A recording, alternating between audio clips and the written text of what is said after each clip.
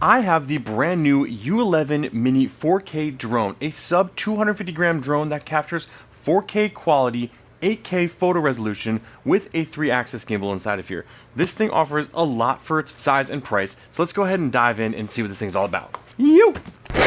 Let's go ahead and unbox this thing here. Really nice packaging so far. Love the plastic here. This is one of my favorite things from Ruko, is this nice hard shell case you get with every single one of their drones. And it's a nice little handle, no expandable handle in there. Very nice. Well, remote. Love that. So you clip your phone right on top there. Connection all right in there as well too. Nice battery. This is all these spare parts. So your cables inside of here for iPhone, looks like micro USB and USB-C. The spare parts for the drone. So there's a couple joysticks inside of there. There is the screwdriver and screws. These are extra props. And this is the charging cable. Looks like for the battery as well too. But so you have your downward facing cameras and sensors there as well too. And you have your regular camera sensor here. So 1.8 massive, nice big lens inside there as well too, and the 1/2-inch CMOS Sony sensor, which is really nice. That means it's going to capture probably some really good quality looking. Can't wait to see this thing out. Let's go ahead and check this thing out in the sky and see what's after. So this is our first time flight with the Ruko U11MINI. It is definitely nice, lightweight. It's got these blue indicator lights up front here that do nothing other than just blue indicator lights, but the gimbal seems pretty stable, which is great. Video image on here looks really nice and sharp and clean. There's some really nice, actually, because of that f1.8, you can see on here that this has some really nice sharp lines there, some shallow depth of field, which is really good. So let's go ahead and take this thing off. Turn off beginner mode. Confirm, battery's in, and away we go.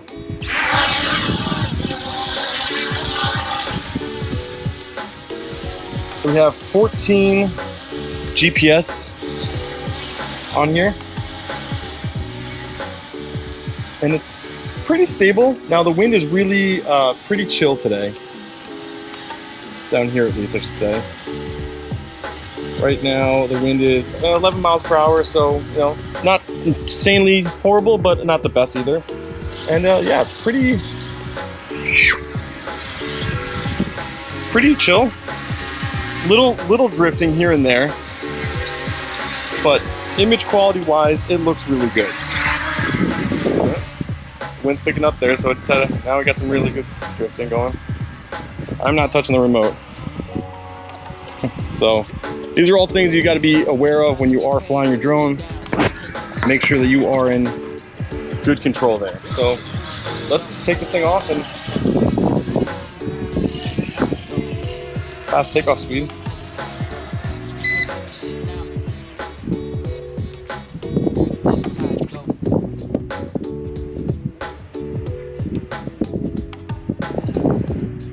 Don't know if I like that.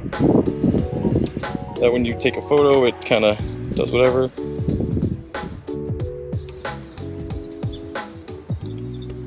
Let's put this in cine modes because I'm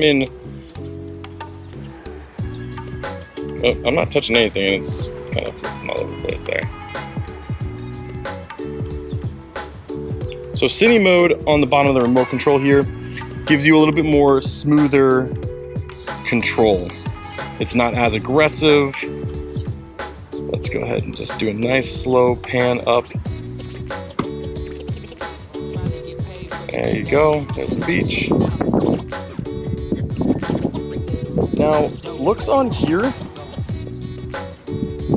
color looks a little interesting contrast-wise. So as far as seeing what you're seeing on here, it looks a little oversaturated, like that pool water down below there. Looks really blue and green.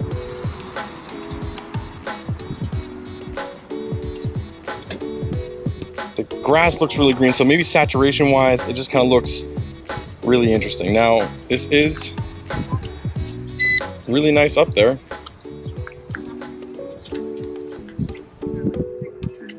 Yeah, I don't like that. When you take a picture, it's kind of...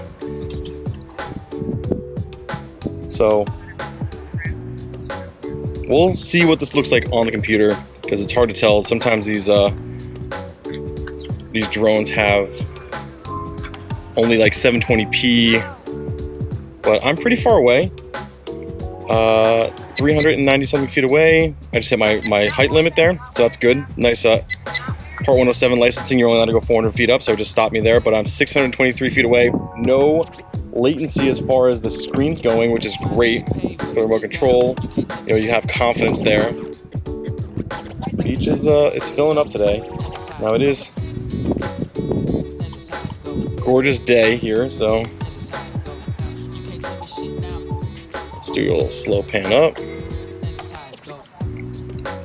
Yeah, see, like the cine mode is so much better in my opinion.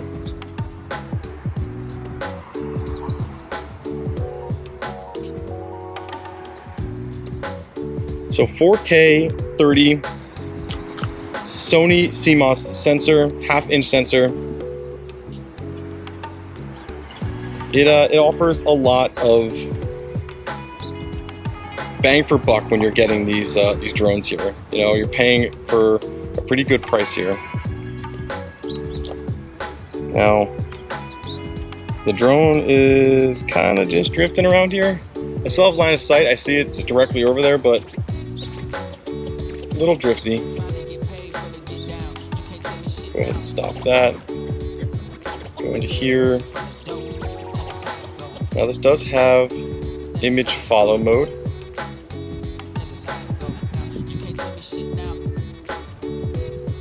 I don't know if I just select the image I want. But maybe I do.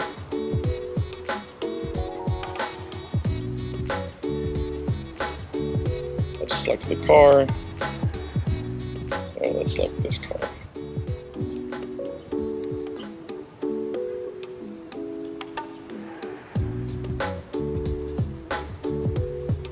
Am I doing something wrong here? Not too sure.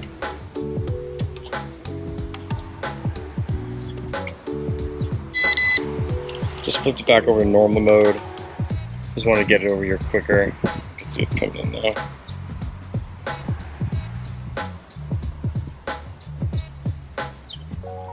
Controls are interesting.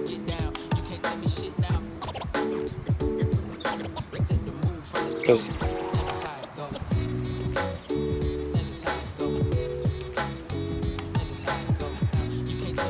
why is this not?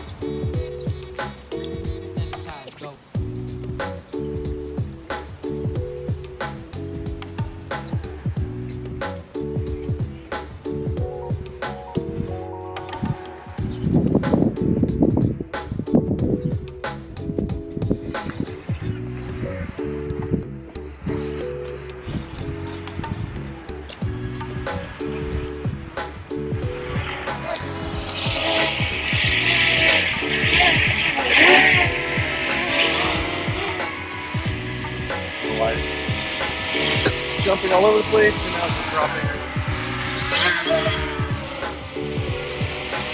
Okay, it's literally just doing what it wants right now. Okay.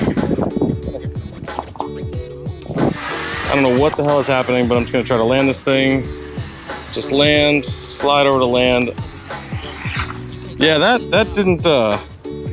didn't react at all. Right. So not 100% sure. That was my first initial flight with that, but that was just going all over the place. It came in, and I wasn't even hitting controls, and it just started going and doing what it wanted to do there. So not 100% sure what that was all about. We'll check that out and see what's up with that. Let's unbox the Ruko U11MINI here, and actually, thanks to my friend Tom here, we're going to be filming him riding on the electric skateboard. We're gonna do some following and stuff like that behind him and see what we can get in that sense. So let's go ahead and send this thing up.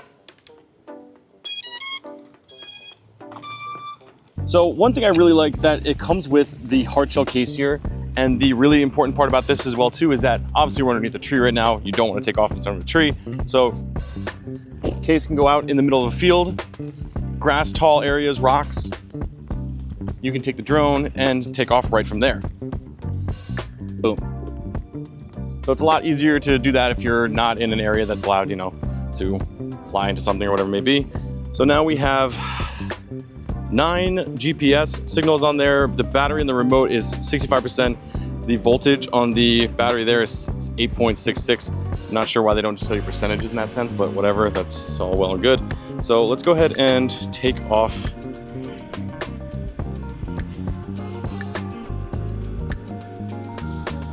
So today's wind is, I'll tell you right now, 5 miles per hour, so way less than it was the other day. This is really stable right now. The other day we were at like 13 miles an hour down here, and this thing was kind of drifting all over the place. I don't know if there was interference or whatever it was with it, but it was kind of acting a little weird, so I was having issues. This is now going to be day 2, day 3 of flying this thing, so let's go ahead and just kind of see what this thing looks like, you know, from above. Let's send her up.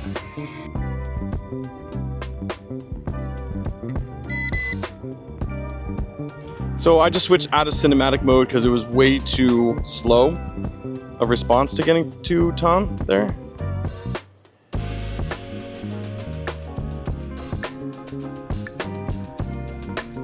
But I can, through my control, be able to track him pretty well. Hold on one second. Yep. Yep. Yeah, I know. So let's see what this thing does. So it's tracking mode. Go ahead and go slow.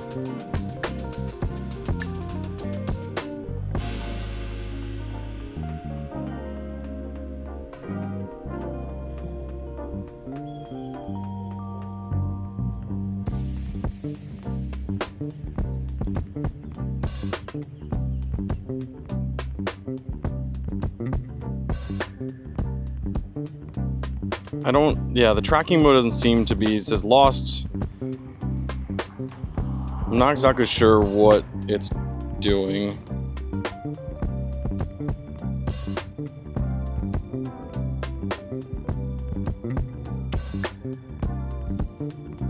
And the controls are kind of all over the place, like trying to get this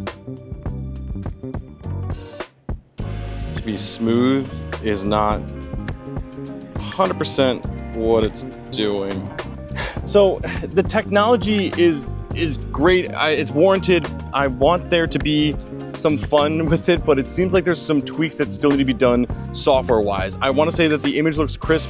I never lost connection, which is great, but it just, again, it's not tracking him easily. It's not doing exactly what it should be in my sense. I don't know if there's like an extra step that I'm missing. I'm not 100% sure there, but it's not as intuitive as other drones I've flown in the past. So let's go ahead and bring her back in and try it somewhere else. So we pulled over here on the side of the road. Again, the Ruko U11MINI. We're gonna go ahead and get some more footage out here.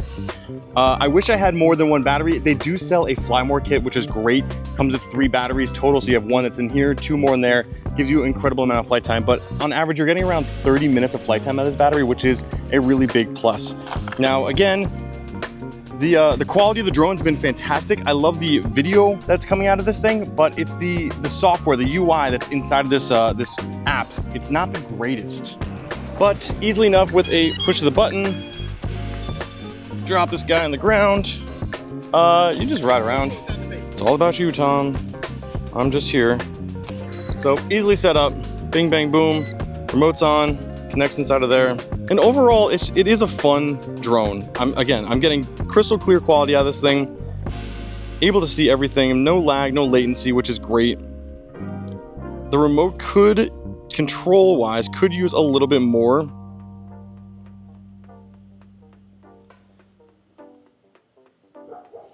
Softer input. All right, so it says I've reached the height limit, which is great. 400 feet, Part 107 licensing. I'm not allowed to fly above 400 feet, which is already capped out there, so that's awesome in that sense.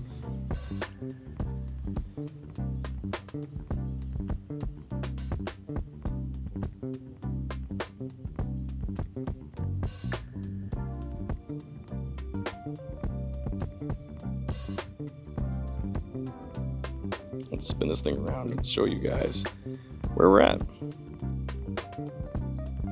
So everything's just a little too fast.